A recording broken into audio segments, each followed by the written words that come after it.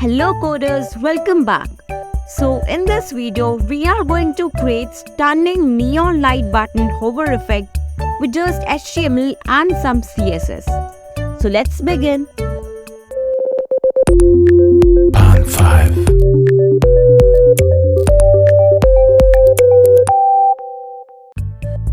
Right here, you can see the output of the program that we are gonna develop today.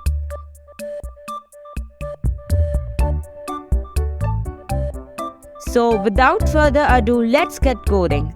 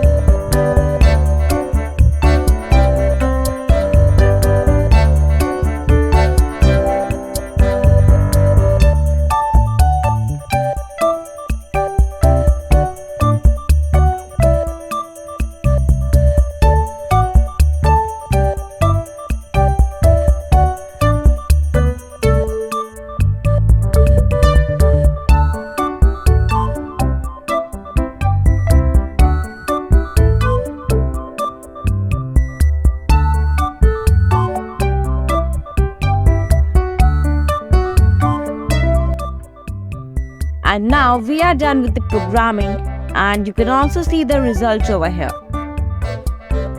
So you can get the source code of this project from the description below.